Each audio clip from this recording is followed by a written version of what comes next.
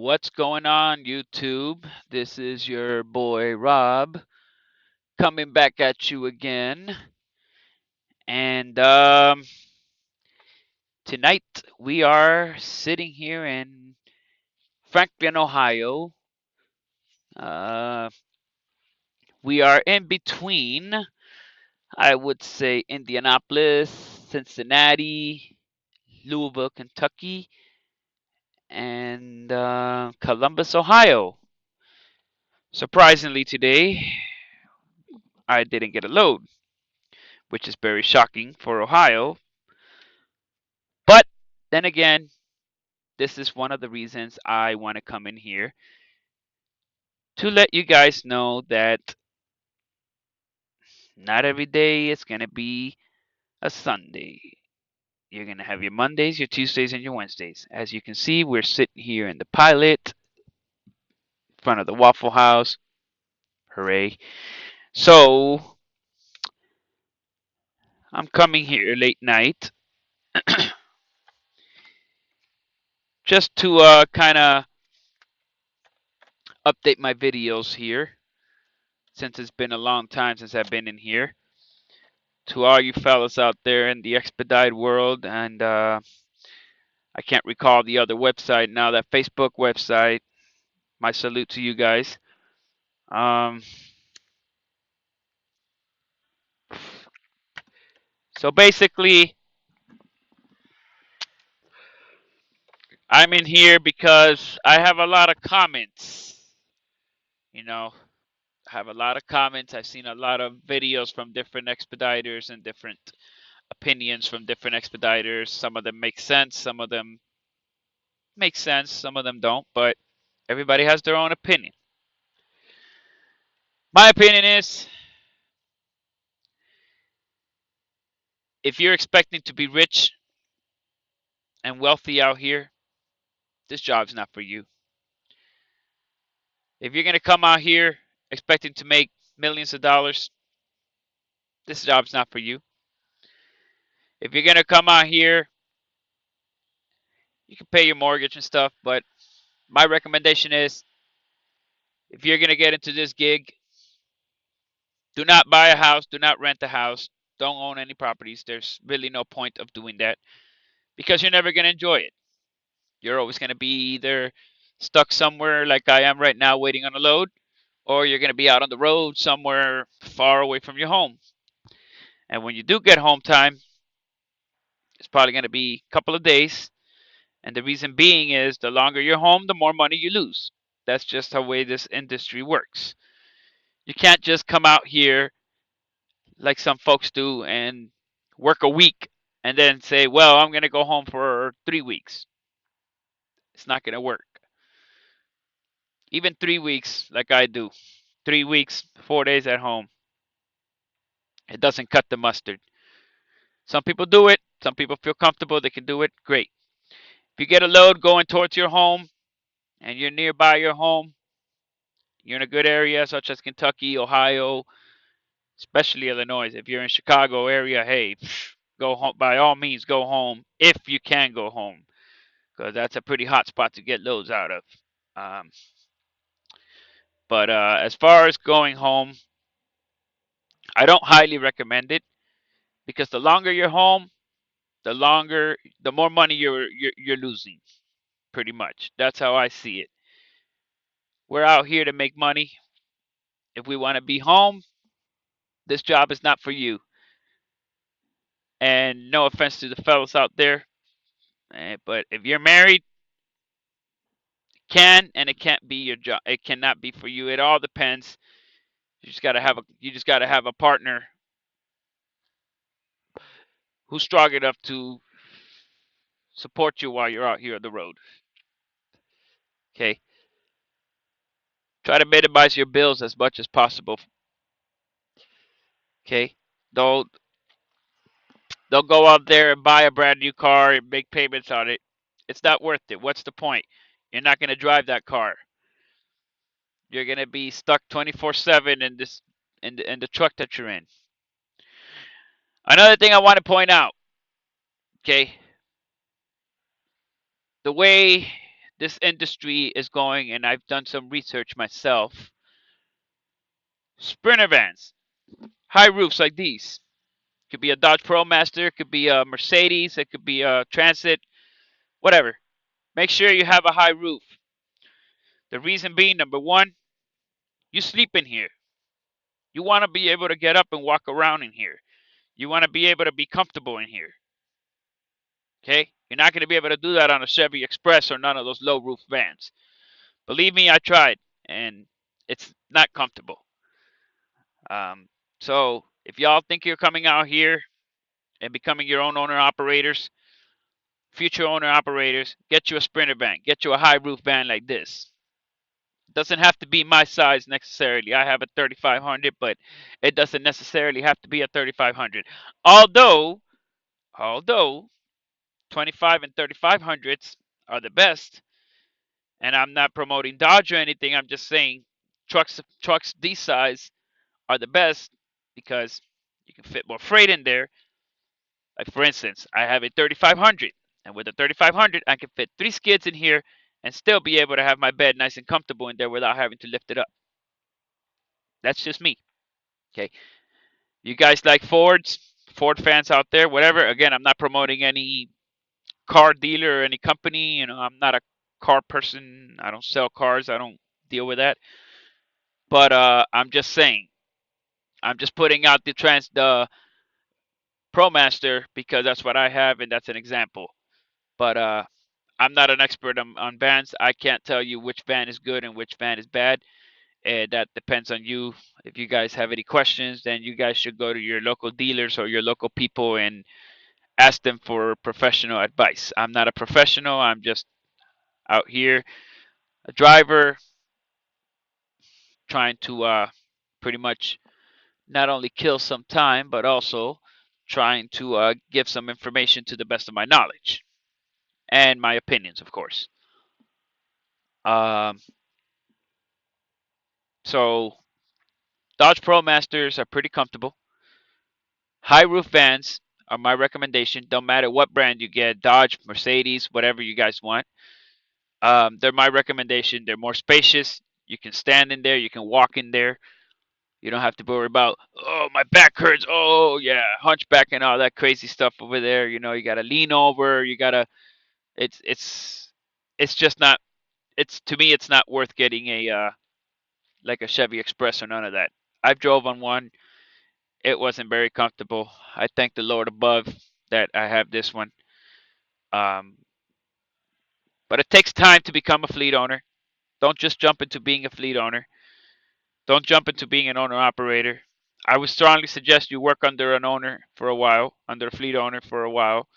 That way you guys can be familiar with how the job works and everything.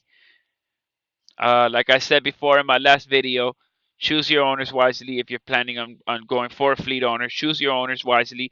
Make sure you read the fine prints on your contract. Make sure they give you a contract. And make sure that everything they talk to you about is written in black and white. I cannot stress that anymore. Make sure that everything that you and your owner discuss with you, fleet owner, I don't like to use the term owner because I think there's only one owner above, and that's the Lord above. But your fleet owner and you need to have a contract, and everything you guys talk about, get it in writing. Do not accept a job without anything being in writing first. I'm talking from experience. So I would hate for another driver to go out there and not realize what's going on. The reason I'm saying this because I from experience, I've been there and done that. So make sure that you and your fleet owner sign a contract. Another thing, um, keep track of what you guys are doing. Keep track of your miles. Keep track of your everything. Write your own stuff down. So at the end of the week, when it's payday, your fleet owners, some of them will not show you your settlement. Some of them will not do it. They don't have to do it. That's the thing. They do it if they choose to. If they don't, they don't. They don't have to do it. And remember one thing, no matter what company you work for, if you're working for a fleet owner, the company will not get involved between you and the fleet owner. Whatever you guys negotiate, that's what it is. Okay? If you have any issues, you talk to your fleet owner if you're working for a fleet owner. Now, if you're an owner operator, that's a different story. But if you're a fleet owner, if you're driving for somebody else, talk to your fleet owner. Okay? Load wise, that all depends. You're not always going to get a good load. You might get 300 miles. You might get 200. You might get a mini run, which is under 100, under, I believe it's 200. Depends on your company. I'm not sure. The one I work for is 100. Under 200, something like that. I'm not sure. But anyways, the one I work for is under 200. It's a mini run. Hey, fellas, ladies and gentlemen, don't be picky. If you know you're in a bad area, you know you've been sitting there for 24 hours, okay, and they're offering you a load, take the dang load. Take it. Don't be picky. Take the load. Do not disrespect your dispatchers. Don't don't come in here. Whether you're a fleet owner, I don't care if you're an owner operator, I don't care if you drive for somebody. Do not come into any company thinking that you own the company and that they have to bow to your commands, because they don't, and they will not bow to your commands, nor will they tolerate any disrespectfulness. So that's my suggestion. Do not disrespect your dispatchers. I cannot stress that enough already. I've seen a lot of drivers. I've known a lot of drivers that have disrespected dispatchers, and obviously they're not driving nowadays. Today, they're not driving. Trust me. The nicer you are with dispatchers, the better it is. I know people are saying, "Oh, but you're kissing ass." No, it's not called kissing ass. It's called being professional. No matter how they treat you, you don't treat them nasty. Yes, sir. No, sir. Yes, ma'am. No, ma'am. Don't demand either. Don't demand things from them. Okay? Don't come in here acting like a little spoiled brat. Okay? Because you're not going to get it your way. At the end of the day, the dispatchers are the ones dispatching your load. They're the ones paying you. So a lot of people say, "Oh, but no, because the company." No, the company is paying you. You don't pay the company nothing. The company needs you, sure enough, but you need the company too. So I look at it like this: it's 50-50. The company needs you, you also need the company. Now, why? Now, I'll explain why. Company needs you because they need you to take the freight to where it needs to go. You need the company because you need the money. Obviously, without the company, you don't get paid. Without you, the company doesn't get their freight where they need to go. So it goes both ways. It's not, "Oh, I own the company because I'm a fleet owner and I'm paying them X amount of money every week. Oh, they got to do what I say." No, they do not have to do what you say. You're not the owner, you're not the CEO, you're not the president or whatever big time company people up there. You're not them. You're just a driver, just like we're all out here. We're all out here doing the same thing. I don't like to use the term drivers. I like to use more of the term professional drivers. We're all professional drivers out here. Okay? Again, like I go back on my video, don't get discouraged if you don't get a load. Don't get discouraged if you don't make good money that one week. If you have a slow week, you brought home $400. Hey, don't get discouraged. It's gonna happen. You're gonna have your good weeks. You're gonna have your bad weeks. Trust me. Truck drivers have it all the time. Everybody. We all do out here. There's too many competition out here. Too many people out here. So unfortunately, you're not gonna make $1 million out here. If that was the case, believe me, we will all be rich right now. So you're not gonna get rich out here. That's number one. Number two, be patient. Be patient. Hey, I'm sitting here in a truck stop all day. Be patient. Trust me. Eventually, you'll get it. Get plenty of sleep. while you're waiting on a load. Sleep, sleep, sleep. Get up, eat, sleep. Watch TV, find something to do, but get rest. Because if you don't get rest, they can call you at any time for a load. Like me one time, I got a call at 3 o'clock in the morning. Okay?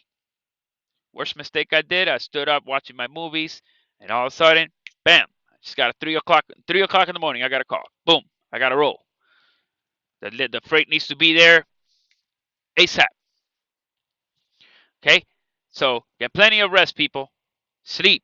Take advantage of that time off that you have. That downtime, take advantage of it and go to sleep. Sleep. There should be no excuses why a driver, there should be no excuses why us professional drivers should be falling asleep on the road. There's no excuse unless we have a long run.